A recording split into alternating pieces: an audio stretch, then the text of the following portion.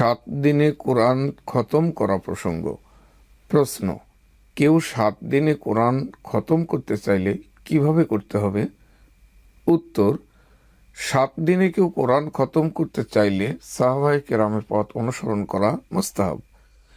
তারা 7 দিনে কোরআন খতম করতে চাইলে প্রথম দিনে প্রথম 3টি সূরা, দ্বিতীয় দিনে পরের 5টি সূরা, তৃতীয় দিনে পরের 7টি সূরা, চতুর্থ দিনে পরের 9টি সূরা, পঞ্চম দিনে পরের 11টি সূরা, ষষ্ঠ দিনে পরের 13টি সূরা এবং সপ্তম দিনে সূরা কফ থেকে শেষ পর্যন্ত তিলাওয়াত করতেন।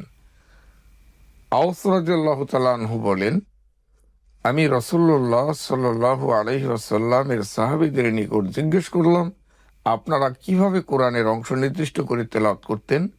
তারা বলেন, প্রথম দিন 3 সূরা, দ্বিতীয় দিন 5 সূরা, তৃতীয় দিন 7 সূরা, চতুর্থ দিন 9 সূরা, পঞ্চম দিন 11 সূরা, ষষ্ঠ দিন 13 সূরা এবং সপ্তম দিন মুফাসসাল হতে শেষ অংশ।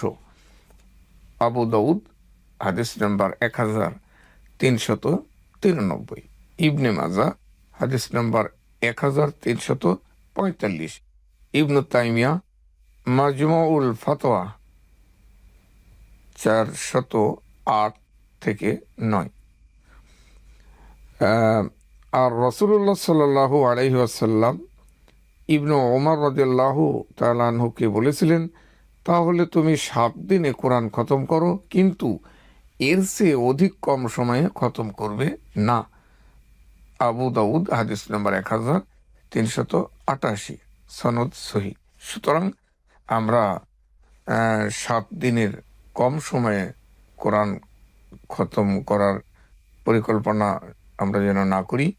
সর্বনিম্ন আমরা 7 দিনে কোরআন তেলাওয়াতের একটা আমল আমরা সহিহ হাদিস দ্বারা প্রমাণিত হয় আমরা পাই। তো সেই হিসেবে 7 দিনে কোরআন খতম করার যে বর্ণনা দেওয়া হলো পদ্ধতি, সেটা অনুসরণ করলে ইনশাআল্লাহ দোষণীয় হবে না।